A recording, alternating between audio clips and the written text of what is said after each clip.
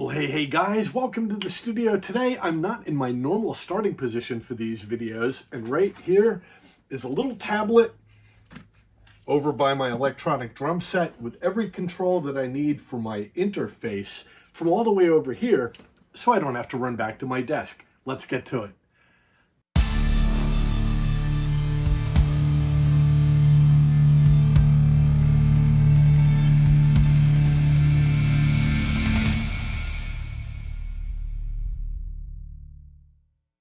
The XR18 has been the heart of this studio for over 3 years now, and I even reached out to Mark Baker, the author of this book. Mark was kind enough to get on a Zoom call with me and answer some questions I had about how he got this book written and what we can expect from it. So I did a bit of research. I thought, well, rather than just getting a little analog mixer, I thought it'd be great to get one that's an audio interface as well.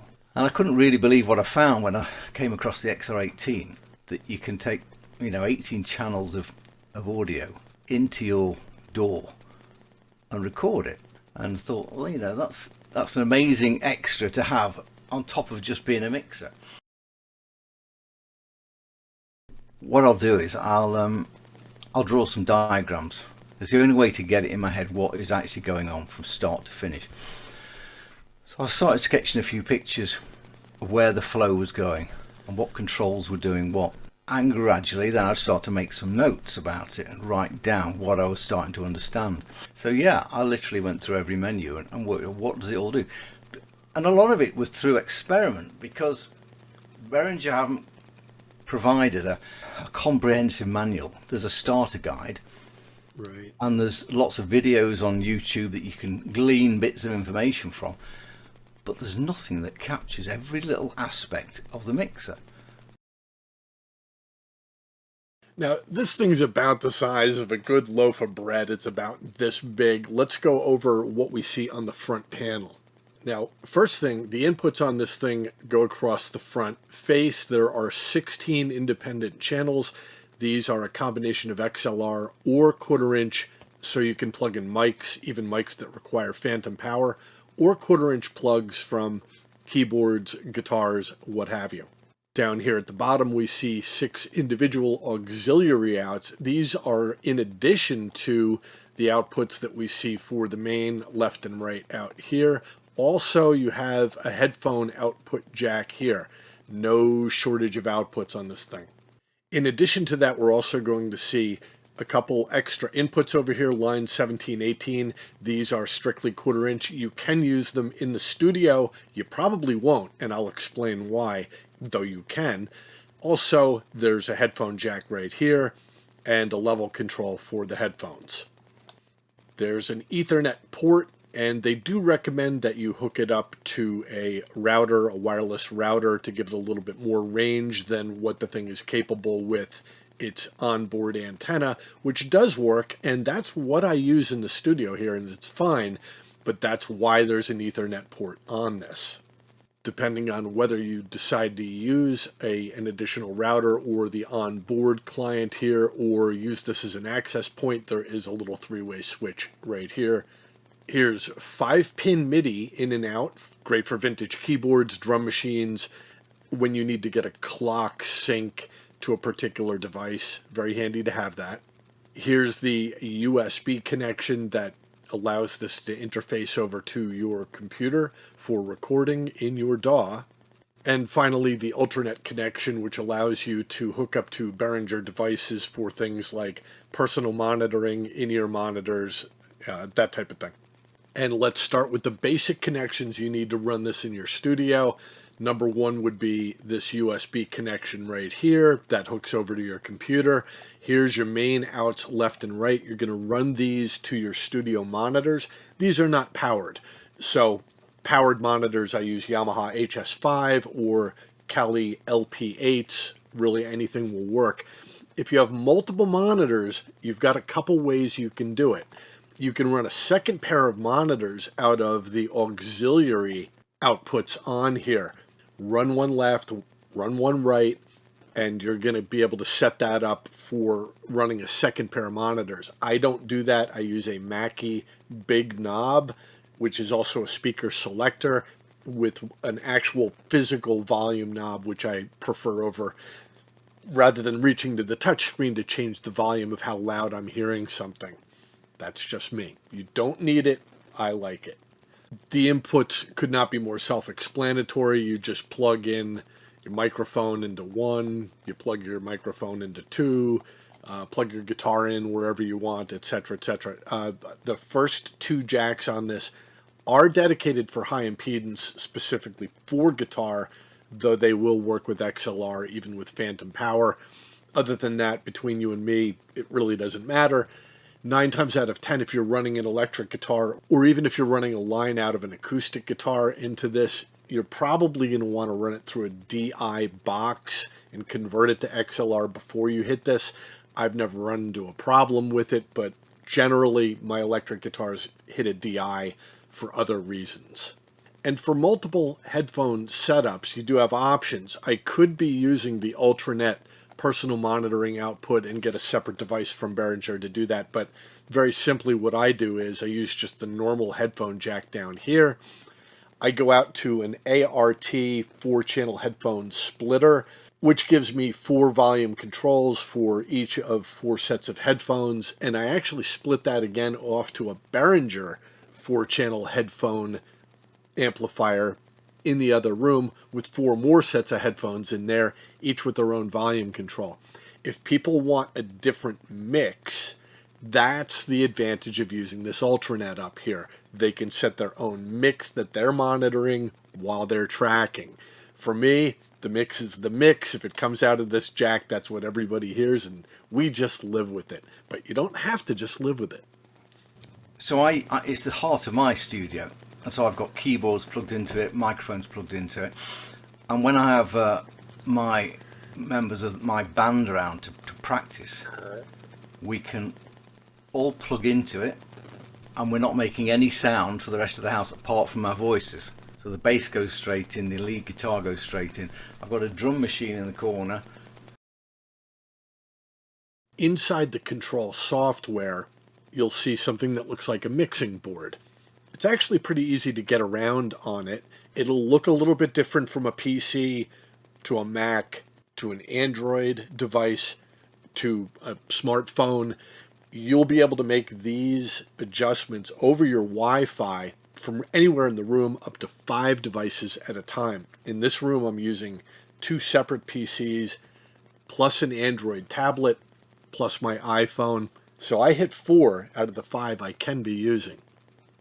And what made this a good choice for my studio? Well, in addition to all the inputs that I have, that I can leave my keyboards plugged in, I can leave my drums plugged in, I can leave my microphones plugged in, and just bring up whatever channel. It's sending up to 18 different audio sources over to my recording software. I happen to use Ableton. And this is what I see in Ableton. I see up to 18 ins and 18 outs on the other screen. I can toggle them on if I choose to use them. In most cases, I'm not using more than a couple, but if I wanted to, 18 in and 18 back out again. Not too bad. Now the XR, when you take it out of the box, if you buy it brand new, it will be set up to talk to your computer over those 18 channels, where channel 1 sends on channel 1 and gets received on channel 1, and channel 2 sends on channel 2 and gets received on channel 2, and everything's lined up. Pro tip, if you did buy a used one and they have the routing kind of cloudy, there's a little sort of pinhole on the front of the XR18. You can just put a paper clip down, hold it for 10 seconds, remove it, and it will reset the unit back to factory specs.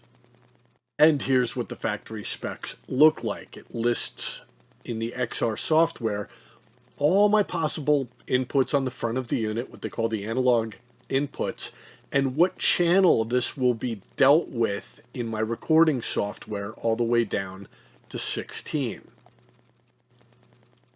That's just for my inputs. I can go over here and I can set up my USB returns, which is going to have a similar type of grid. And if I want to change that, I can.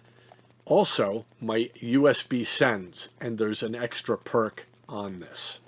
down at the bottom of this screen, this tells me what I'm actually sending out to my DAW on USB, with selections like just the analog with mute capable or not capable, or just the input with mute capable or not capable, or pre-EQ. We're going to talk about the EQ in the XR18.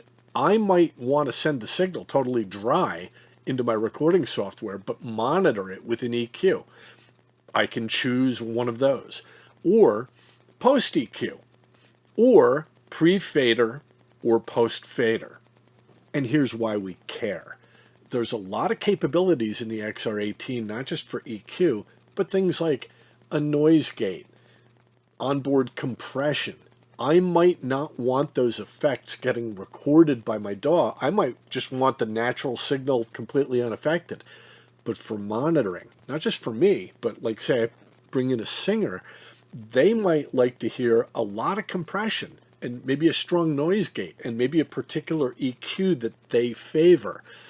And those decisions don't have to be recorded by my DAW, but they can be. And along those same lines, there are effects in the XR18, and these are pretty good ones, like boutique reverbs, delays, choruses, more EQing, more compression, different types of things. And I can use those in the XR18 and have them applied just to the monitoring or to the tracks I'm recording in my DAW, or either or both or neither or whatever you want. And these effects are actually pretty good. I'd generate white noise from my keyboard, fire it into the mixer, and then fiddle with the effects and see what was actually happening, what filters were happening. Yeah. And so it was a bit like, going back to my old physics days, doing experiments in a lab. But it was interesting. And here's a quick look at some of the effects that I personally run. I like the rhythm delay with a tap button on it, very cool.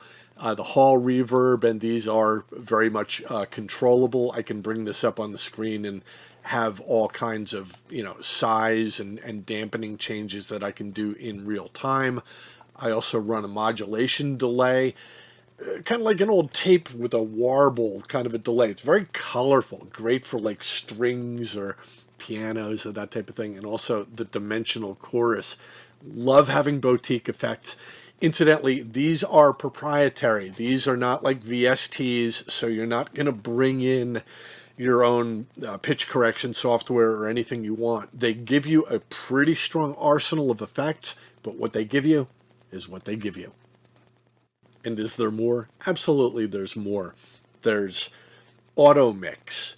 There's DCA grouping, which is great for people who do especially video production. But how does this thing sound? If you've followed this channel for a while, you've heard the XR18. You're hearing it right now. I'm actually using a Behringer $25 microphone, a C2 microphone, and it sounds clear.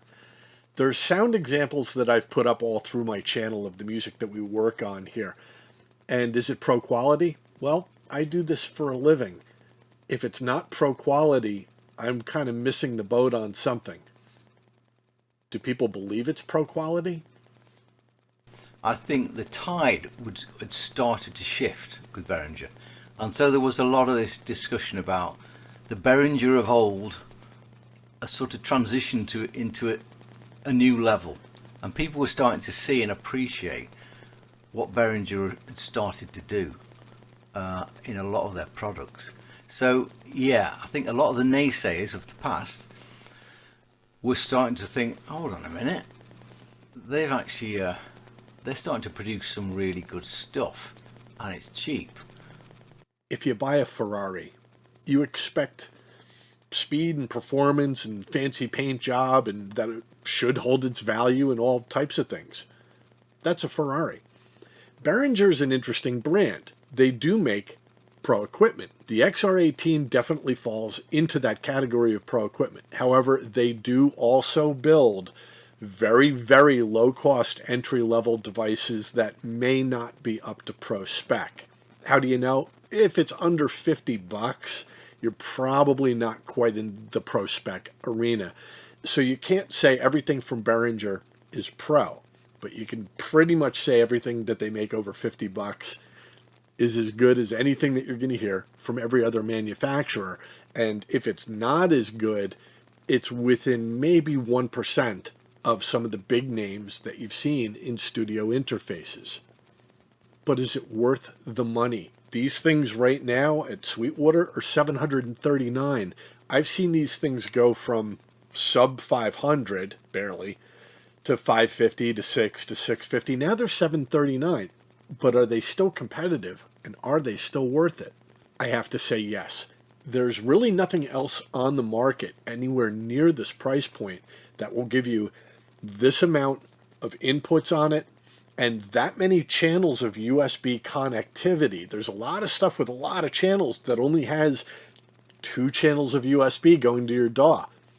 If you can deal with that, great. I want to know that if I have something plugged into channel 14 on this thing, it appears in my DAW on channel 14 and can be recorded independently of the other tracks. Onboard effects. Every single channel gives you your own gate, compression, and EQ. And these EQs are not just bass, mid, and treble. They're full parametric EQs like what you would see in something like FabFilter. They're very good. Now, you might hear some discussion about the XR18 saying, well, it's for live performance, or it's good for your church or your band. And they're not lying. It is actually very good for those things. You can take this, set it up on a stage, plug all your drums in, plug all your stuff in, and have a great workable live solution with a USB cable just running back to your laptop or your wireless Android device and do the mix from all the far corners of the club. They're great for that. But in the studio, we need pristine audio quality, and we need control. And we need to be able to monitor things possibly a little bit differently than they're actually being recorded. And it checks all those boxes. Definitely workable in a pro studio. And how's the learning curve? Honestly, it's not too bad. I was able to make sense of this, but I've been working in a studio for a lot of years, so I kind of knew what a compressor did, and I kind of knew what an auxiliary send could possibly be used for. But remember, these things are set up right out of the box to just work. Things will be sent where you expect them to be sent. You can do all your tracking just by basically plugging in, and the sound sources should appear in your DAW. And you are faced with one sort of final consideration. Now that I've recorded multi-track in my DAW and I have the drums and the vocals and the guitars, do I send it back to the XR18 and do my mix in the XR18? You can. I don't personally do that. And the only real reason that I have for doing that is because I am so familiar with how to mix in Ableton. I will use its EQs and its reverbs, and I can use VST plugins, something that I've grown accustomed to. And that's not available to me in the XR18. But could I send it back and do the mix in the XR18? Yeah, I could. And some people do. It's just not something that I do. Well, guys, I had a lot of fun putting this video together. Please click subscribe. A big thanks to Mark Baker and his Facebook group, the Behringer XR group V2. Not the V1, but the V2. It's a better group, trust me. If you have any questions or comments, leave them below. I get back to everybody, or I try to. Don't forget to join us over on our Facebook group, Recording Tips, and I'll put a link to that below as well as Mark's book. We got a lot of work to do. Let's get to it.